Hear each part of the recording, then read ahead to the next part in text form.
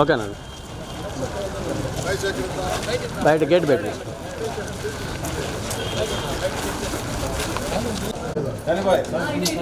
వెనక్కి రాదు కదా చెప్పండి వాసు శిల్ప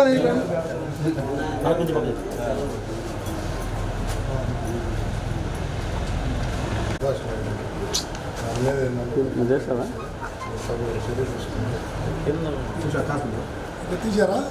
ఓకేనా మొబైల్ లింక్ పెట్టు. ఈరోజు ఈ నెల 21వ తేదీన కాకినాడ రూరల్ శాసనసభ్యులు పంతొమ్మిది నానాజీ గారు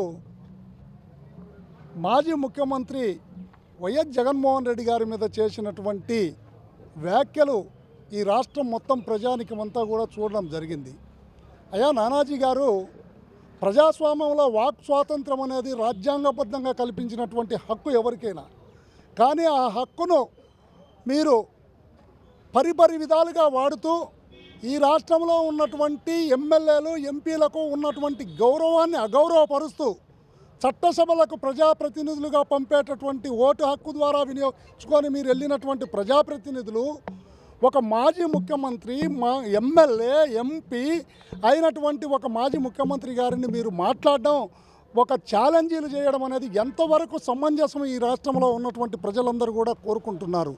నానాజీ గారు, మీరు ఒక్కటి ఆలోచన చేయండి. ప్రజల పక్షాన పోరాటం చేస్తుంటే వారిని గొంతు నొక్కాలంటే ఒక్కరు కూడా నొక్కలేరు, ఆపలేరు. కానీ మీ గొంతును నొక్కే రోజులు మీరే తెచ్చుకుంటున్నారు. ఈరోజు మీరు ఒక దుర్భాషలాడుతూ నా మీద పోటీ చేయి, నేను ఛాలెంజ్ చేస్తున్నాను, నువ్వు అక్కడ కాదు, ఒరే తరే అనేది ఒక మాజీ ముఖ్యమంత్రి స్థాయి వ్యక్తి జగన్మోహన్ రెడ్డి గారు సామాన్యమైనటువంటి వ్యక్తి కాదు. కానీ మీరేదో గెలుపు ఓటములు అనేవి సహజం, గెలుపు ఓటములు ఒక పద్ధతిగా స్వీకరించాలి. కానీ 11 సీట్లు వచ్చాయి, నువ్వేం చేస్తావు? నీకు ఎక్కడంటే 151 సీట్లు వచ్చిన రోజు మీరు ఏం చేశారు? ప్రజల యొక్క తీర్పును మేము గౌరవించి ప్రతిపక్షంలో ఉండి పోరాటం చేస్తున్నాం.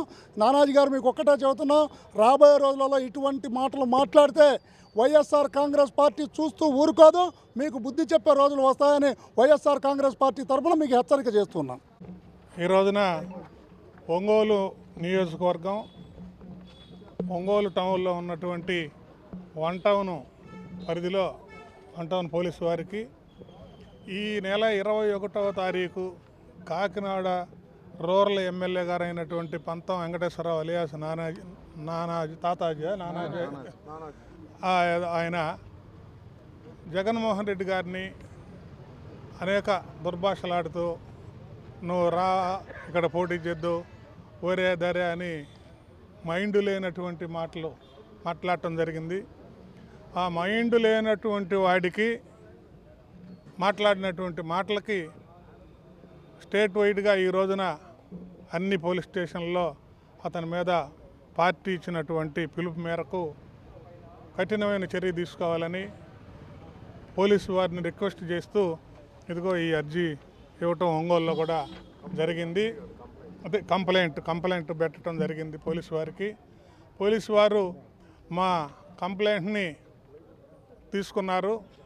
తీసుకొని ఆయన మీద చట్టపరమైనటువంటి చర్యలు తీసుకోవాలని కేసు రిజిస్టర్ చేసి అతని మీద చట్టపరమైన చర్యలు తీసుకుంటారని ఆశిస్తూ ఉన్నాం. తర్వాత ఇటువంటి పనికిమాలిన ఎమ్మెల్యేలన మనం చట్టసభలకు పంపిస్తుందని నవ్వుకుంటున్నారు జనం. కొద్దిగా బుద్ధి జ్ఞానం తెచ్చుకొని ప్రజలకి మనం ఏం వాగ్దానాలు చేసాం, ప్రజలకు మనం ఏం పని చేయాలి అనే కోణంలోనే ఆలోచించాలి తప్ప రాజకీయ నాయకులు ఎగస్ట్రాలు మాట్లాడి బజార్లో మట్టి ఎవరో ఇద్దరు అరుచుకునే భాషని ఎంపీలు ఎమ్మెల్యేలు వాడకూడదని, ఆ విధంగా ఎవరు వాడినా, ఏ పార్టీ వాళ్ళు వాడినా ఖండించాలని పోలీసు వారు తగు చర్య తీసుకోవాలని కోరుకుంటున్నాం. అదేవిధంగా పెద్దలు వెంకటేశ్వరరావు గారు ఈ నెల 21వ తేదీ కాకినాడ రూరల్ ఎమ్మెల్యే పంతం వెంకటేశ్వరరావు ఆలియాస్ పంతం నానాజీ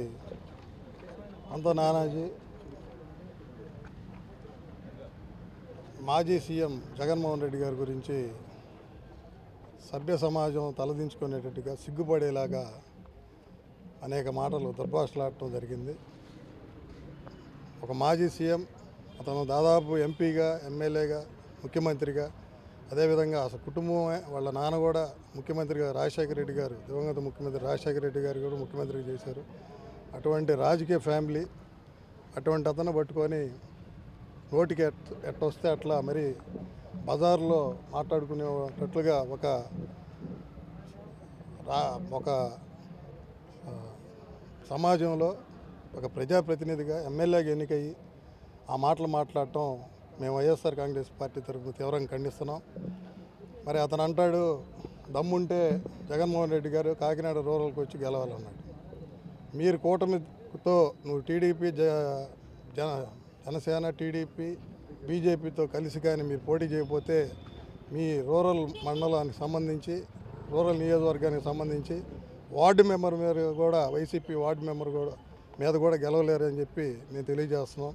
ఎందుకంటే మీరు గతంలో సింగిల్గా పోటీ చేస్తే మీ అధినాయకుడు పవన్ కళ్యాణ్ గారు కూడా రెండిట్లో ఓడిపోయాడు.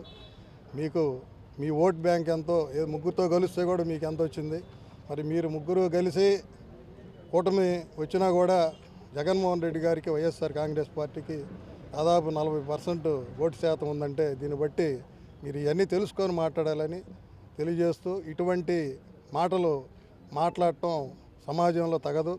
మీరు ఈ దీన్ని బట్టి అర్థమవుతుందంటే రాబో 2029 ఎలక్షన్లో మీకు రాజకీయ భవిష్యత్తు అంతమవుతుందని పంతానికి మేము వార్నింగ్ ఇస్తాము.